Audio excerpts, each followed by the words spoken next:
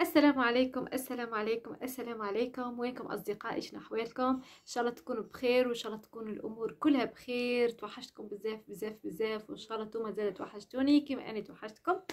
أصدقائي وأحبائي، طمنوني عليكم، اكتبوا لي تعليقات. شنو أحوالكم؟ شنو الأمور؟ شنو الأخبار؟ شنو الجديد؟ طمنوني عليكم. وأحبائي الكرام الجدد اللي جاوا يتابعوا فيا أول مرة ويشوفوا فيا أول مرة في هذا الفيديو، متنساش أصدقائي أنكم تشتركوا معايا وتضغطوا على زر الاشتراك وأيضا على زر الجرس ليصلك كل ما هو جديد في هذه القناة ويجيك أي فيديو أول بأول.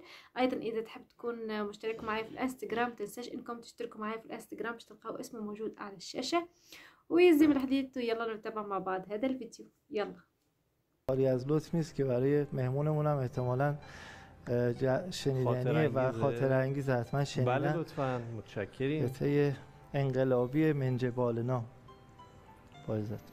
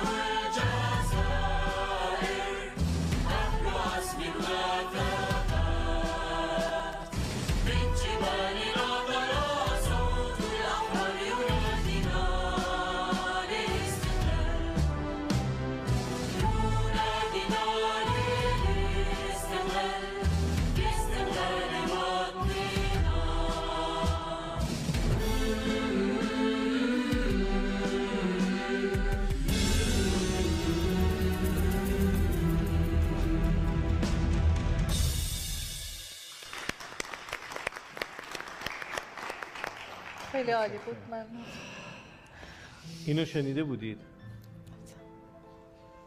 بازم چشتون برهش شد. با این خاطره خاصی دارید؟ آدم بعضی وقتا حس نمیکنه، متوجه نمیشه که چقدر بچه‌های الجزایر و شهدایی که ما دادیم برای کشور جنگیدن، وگرنه ما این روزو نداشتیم. واقعا اگه اونا نبودن الجزایر نبود، فرانسه بود. پیکر بعضی از الجزایری ها تو فرانسه است. بله، پیارسال فکر کنم چند تاشون آوردن. چرا اونجاست؟ اونایی که توی جنگ جهانی دوم شهید شدن. جنگ جهانی رفتن به کمک فرانسوی در واقع اونا برای الجزایر جنگیدن که بلکه که الجزایر استقلالشو بگیره. فرانسوی‌ها با الجزایری‌ها چی کار می‌کردن؟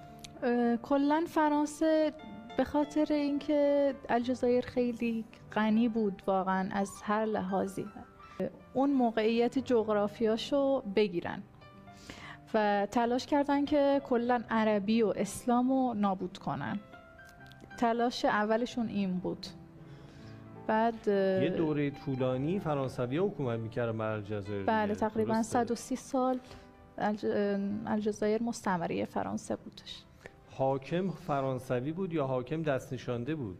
خود الجزایری بود و دست نشانده موقع دولت عثمانیه بود حاکم بوده، یا مثلا بیشتر به خاطر فتوحات اسلامی بعد فرانسه وارد شدن؟ انقلاب الجزایر ماهیت اسلامی داشت و ماهیت ملی؟ میشه یعنی گفت دوتاش. چون مردم بیشتر به خاطر اینکه اسلام و زبان عربی از بین نره و چون کشور ما دیگه داشت رو به نابودی و داشت رو به اروپایی بودن میرفت، پس مردم واقعا این چیز خیلی براشون مهمه، همچنان هم براشون مهمه.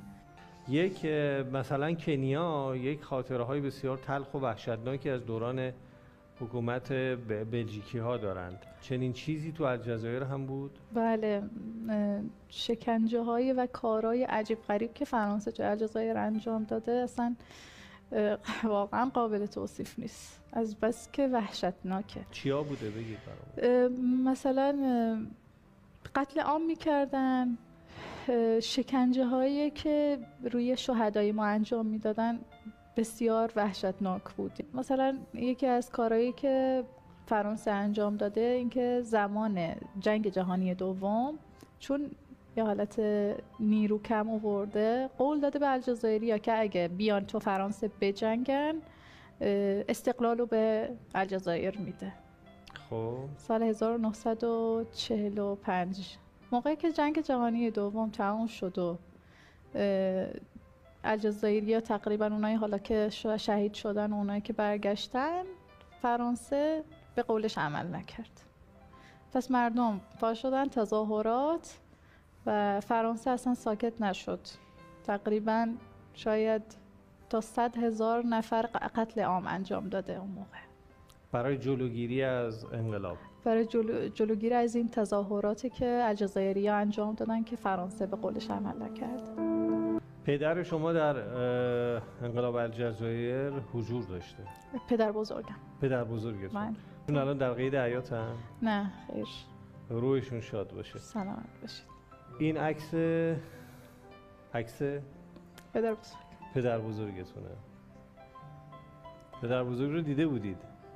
دیده بودم، ولی از اینکه تو این مسیر خیلی جایی داشت و تلاشی کردن تو همین راه شهدا و برای کشورمون تلاشی کردن خیلی مهم بود، چون زیر دست فرانسوی ها خیلی شکنجه شدن و یکی از کلی هاشو برداشتن، در حال زنده بودن.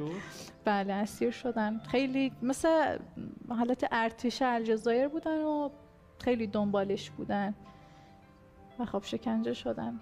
یعنی ایشون در روزهای جنگ اونجا اسیر میشه به دست فرانسوی‌ها و شکنجه میشه.